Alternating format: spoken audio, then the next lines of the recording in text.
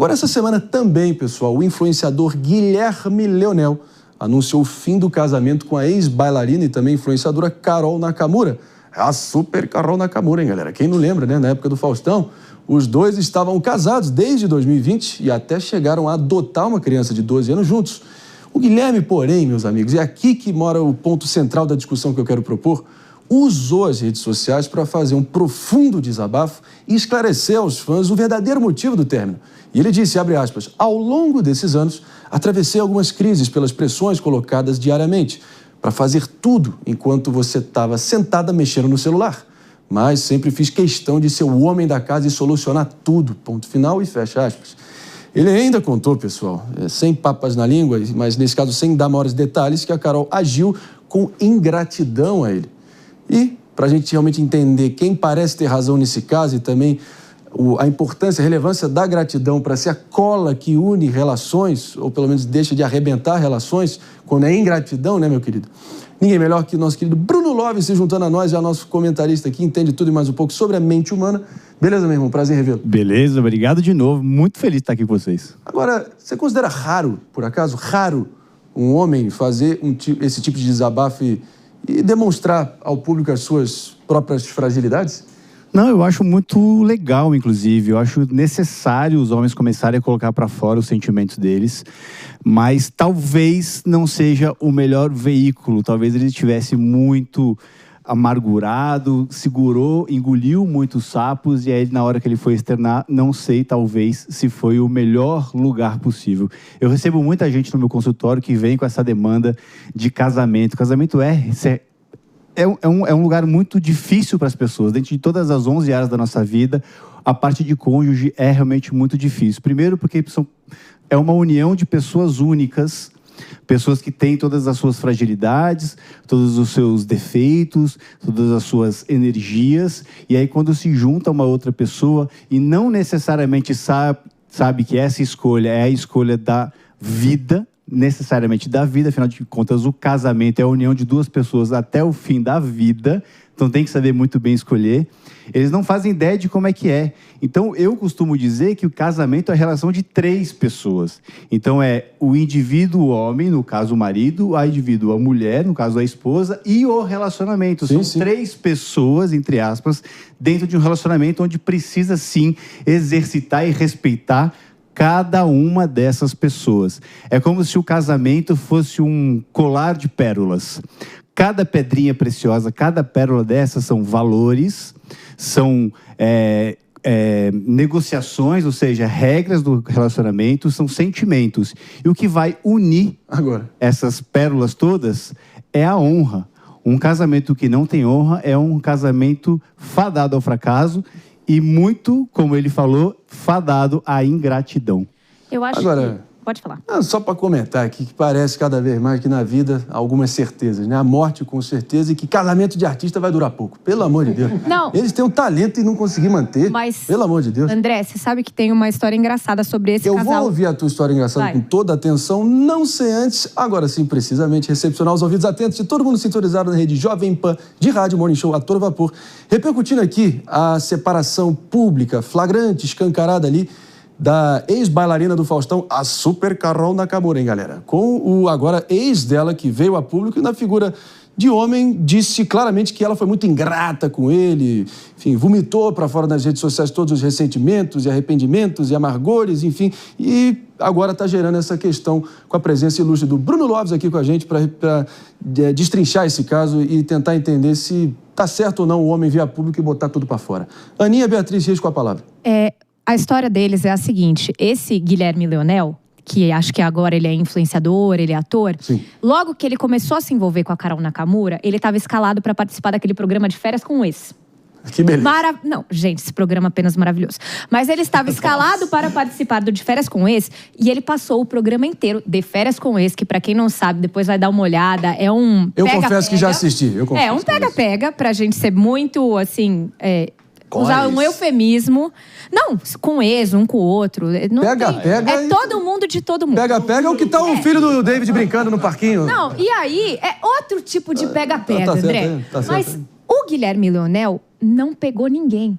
O programa inteiro. inteiro. Sujeito homem. Então eu acho que tem uma questão aí, quando ele fala de ingratidão, é de que talvez ele tenha se sacrificado muito por este relacionamento. Ele foi, inclusive, na época, motivo de muita piada, tanto entre os participantes quanto do público que assistia, público fiel.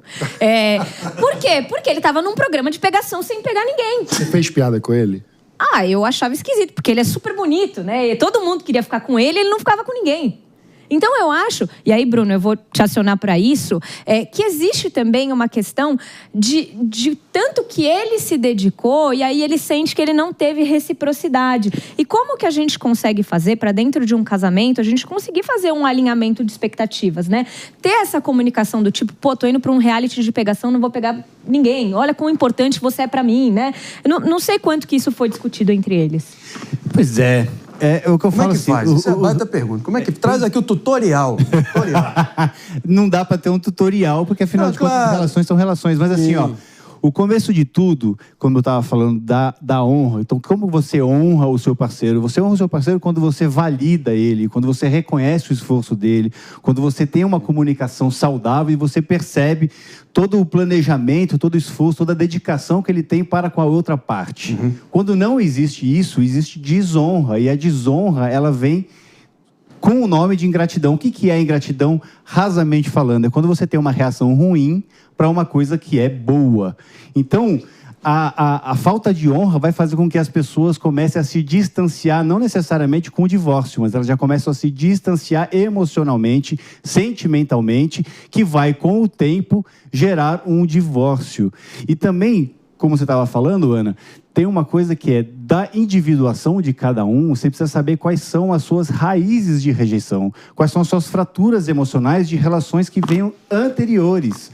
Relação como com pai, com mãe, relação como professores de escola, coleguinhas de escola ou amores passados, que vão trazer gatilhos que vai fazer com que você exploda ou que você tenha reações inapropriadas, ou, por exemplo, que você não tenha fortificado dentro de você um merecimento do amor, um merecimento do afeto, um merecimento do carinho. Então isso vai fazer com que você sempre queira mais, exija mais do seu parceiro. O seu parceiro já está completamente estagnado, não consegue ir além do que ele pode dar, mas não é porque ele não consegue dar, é porque você não consegue, não aceita aquilo por alguma mazela que você tem mal curada de um passado. Por isso que eu falo que são 3 relações: individual e relação. Vamos aplaudir também aqui o nosso Bruno Lozzi. Essa aqui foi... Abriu o triplex aí na cabeça, André. Abriu, pior que abriu. Passei alguns recibos aqui, vesti algumas carapuças aqui, mas tudo bem, vamos lá. Posso trazer um ponto, André? Deve, porque me chamou muito a atenção no texto que ele escreveu um aspecto que eu acho que é de uma profunda, no mínimo, falta de autocrítica, que é o seguinte: ele escreveu, abre aspas, desejo a ti tudo que não só desejei, como lutei para você ter: muita paz, amor, saúde, sucesso, felicidade. É tudo que te desejo do fundo do meu coração. Fique com Deus e aproveite a sua nova vida. Mentira, né? Porque ele está jogando para o mundo. Lógico. Que ela é uma ingrata. Aproveita só. Na verdade, você pode pegar todos os adjetivos como antônimo. Vai fazer valer a pena. Não, e aí, o histórico dela, nesse aspecto, joga contra. Porque ela tinha um noivo antes dele. Que era acompanha bem, Ana. Não, eu sou, gente. Eu sou a maga da fofoca. Ok. Quem precisa... A última do dia. Não, mas ela tinha um noivo que também era aquele ator. Acho que era Sidney Sampaio o nome dele. Agora a produção avisa o André aí. Mas eu acho que era ele. E ele desistiu do casamento com ela alguns dias antes do casamento. Tipo, algumas semanas, assim.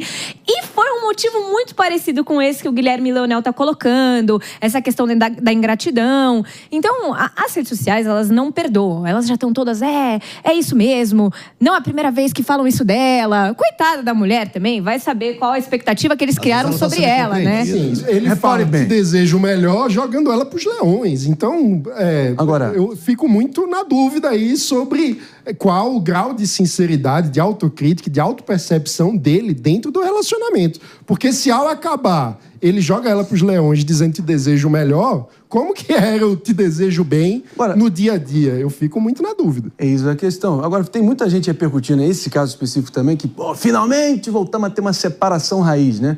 sem muito aquelas palavrinhas falsas, dizendo que não, te desejo saúde, paz e vida longa, apesar desse parágrafo final, que sim, teve um pouquinho de ódio, ressentimento, dedo na cara, uma coisa um pouco mais real, crua, humana, né?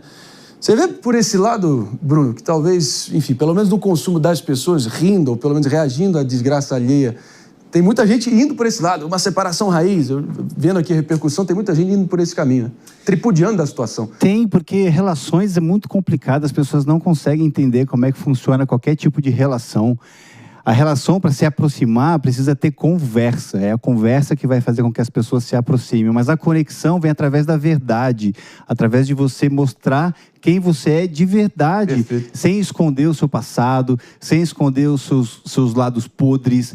Porque, né, quando você começa uma relação, seja entre amizade, seja profissional ou uma relação afetiva, você começa a mostrar só o seu lado bom.